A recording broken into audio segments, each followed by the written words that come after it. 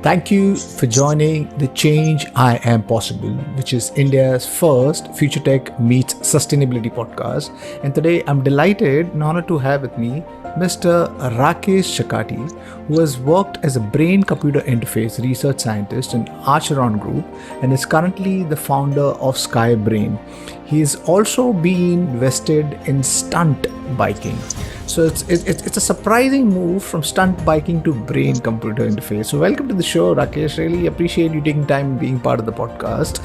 Would you like to talk more of your works that you have built personally over the years, leveraging brain computer interface, and how do you think those things that you've built are going to create transformation? Not many people are working in India on BCI. So like they're working on neurotech. It can be competition neuroscience, it can be health related. But what I'm trying to do is I'm trying to do brain computer interface. So we want to involve these people. So this is how I actually started. So I actually bought this. So I did not know coding. So in my engineering, actually, I was like, I used to study only for the sake of getting my degree. So I got my degree and it was like this. Yeah, So that's such a problem. I mean, people, I mean, I'm extremely sorry for interrupting you, but the problem with the world is that we are studying just because of studying. We are doing rote learning. We are not understanding the education system is wrong. I mean, if we correct that, I think India is we've got so many driven people who can create huge transformation. You said you didn't know coding, but right now here you are coding with Python. So please continue. You were saying.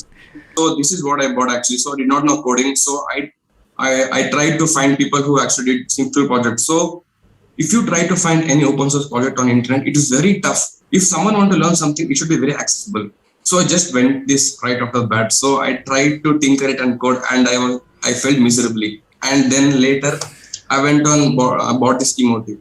So then they had a documentation. So then I thought, so why don't I start learning Python? So I started learning Python. So I then learned Python. So then I started. So okay, let me move this intent to that. So what happens is so as you can see in the boards, I just put my ideas on the board and on the paper and I try to understand. So that is how I actually learn machine learning or anything.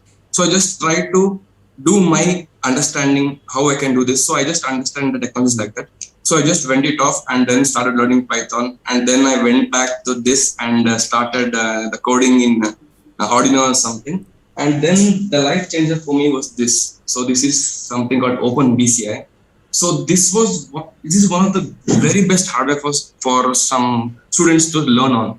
So they have a very good 8-channel device. So from this, I was able to understand about brain computer interface. So I was able to understand about the electronics part, about how the signal processing happens, how we do the end part. So this is how I actually learned. So the task is like I put my idea like, so I want to move a car today. So I put my task like, how can I do this? I just write my things and I just start learning. I just Google, understand, learn, and just do these things. Everything starts with curiosity. If your curiosity bug is ticked, then you will automatically learn. And we have to be lifelong learners.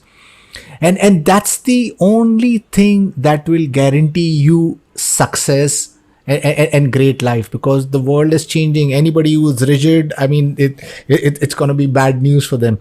You mentioned something about OpenBCI community. Lack of awareness. Yes, I do understand India. I mean, there is lack of awareness with technologies like this, and there is no ecosystem support. Investor support is not there. The governmental support is not there because this field is so new and is so in its nascent stage.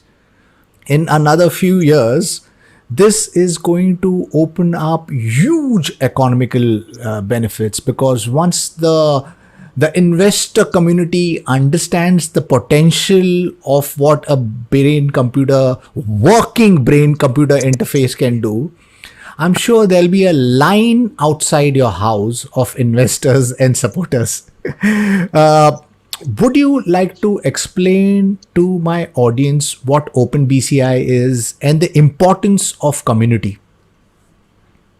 So the OpenBCI is the open source hardware and software. So they have built amazing hardware for EXG. So you can do EMG, ECG or EEG.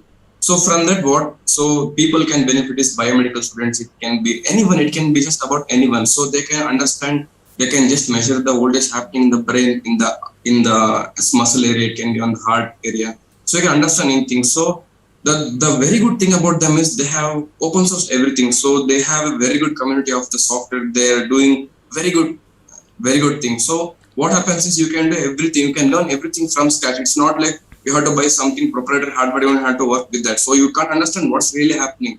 So the thing is, as you see, the most of the company actually working on making the headset. So there are not many people who are working on the end part. So how you can use the technology to leverage the technology right now, what's present. So right now what I'm working on is I'm trying to leverage the technology to control smart homes. So that is what I'm actually trying to work on. And about India, there is some guys called Open Upside Down Labs. So this is a hardware you can just measure a single channel EEG just with this. So you can just take your brain activity and measure it. So you can just connect to an Arduino Nano and you can just start measuring your an EEG. So they are open sourcing the hardware and not many people know about them. So actually I've been trying to make some content so people will know, because I have been doing this and people actually approach me like, how can I do this? How can I start with BCI? So I tell them to buy OpenBCI and these things. So as you can see, they cost $1,000 and again 48% customs in India. But new people cannot learn this. So we need something affordable. These cost something around 2,000, 4,000.